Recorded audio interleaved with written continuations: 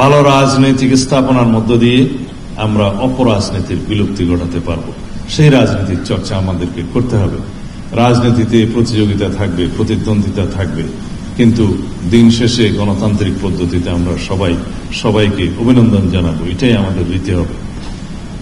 আমাদের এখানে অনেকে প্রশ্ন করেছে, এটা কি জাতীয় রাজনীতিতে কোনো প্রভাব রাখবে?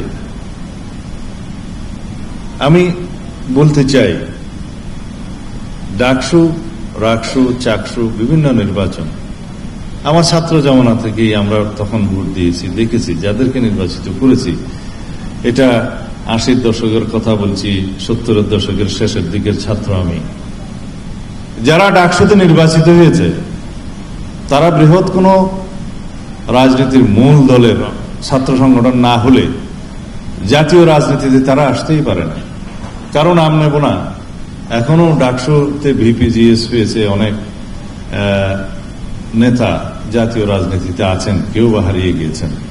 তাদের মধ্যে যারা বৃহৎ রাজনৈতিক সংগঠনের অন্তর্ভুক্ত ছিল তাদের কেউ কেউ জাতীয় সংসদে এসছে, বাকিরা এখনো পর্যন্ত লড়াই করছে, সংগ্রাম করছে আসার জন্য।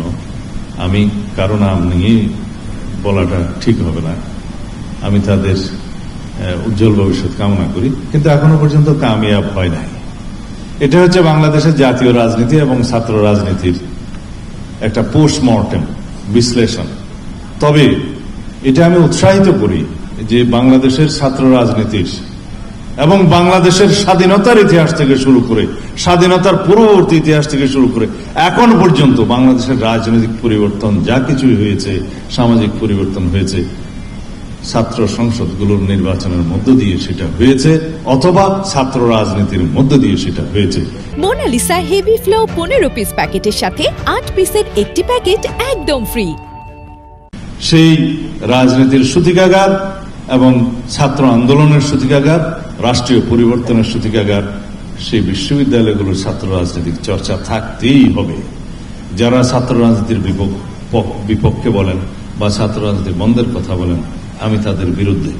কারণ রাজনীতির চর্চা শিক্ষাঙ্গন, পাঠশালা হচ্ছে বিশ্ববিদ্যালয়, সেখান থেকে জাতীয় রাজনীতির নেতৃত্ব উঠে আসে ক্রমবিকাশের মধ্য দিয়ে। আমরা ছাত্র রাজনীতি করেছি, আমাদের সাথে অনেকেই বাংলাদেশের জাতীয় রাজনীতিতে প্রতিষ্ঠিত, তারা জাতিকে বিভিন্নভাবে রাজনীতির ক্ষেত্রে অবদান রাখছেন। তাদের আমরা অবদান রাখতে পারছি কিনা জানি না, তবে আমরা চেষ্টা করছি। তবে রাজনীতির শিক্ষা শুরু হতে হবে ছাত্র রাজনীতি দিয়ে।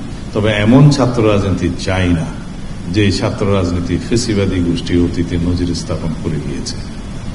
আমরা এমন ছাত্র রাজনীতি চাই যে এই ছাত্র রাজনীতির মূল সূত্র হবে বাংলাদেশে জবাবদিহিতামূলক, সাম্যভিত্তিক, সুশাসন এবং নৈতিকতার রাজনীতি প্রতিষ্ঠা করবে।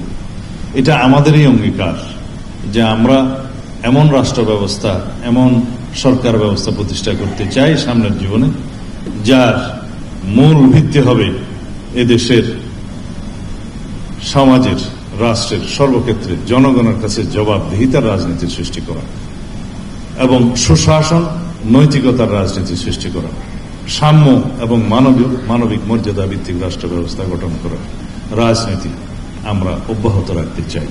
সুতরাং আমরা এই রাজনৈতিক সাংস্কৃতিক পরিবর্তনের জন্য আমরা নিজেরা সংগ্রাম করি, প্রস্তুত হই এবং প্রতিষ্ঠা করি। এই আহ্বান জানিয়ে আমি বাংলাদেশ জাতীয়তাবাদী মহিলা দলের উত্তরোত্তর সমৃদ্ধি এবং বিকাশ কামনা করে বিদায় নিচ্ছি। আমার আজকের বক্তব্যগুলো হয়তো রাজনৈতিকভাবে অনেক কঠিন লাগবে, কিন্তু আমাদের অনুরোধ সাংবাদিক বন্ধুদের এগুলো খুব সুন্দরভাবে বিশ্লেষণ করে পজিটিভ দৃষ্টিভঙ্গি দিয়ে আপনারা প্রচার করবেন, যাতে আমরা বাংলাদেশের রাজনৈতিক সংস্কৃতির একটি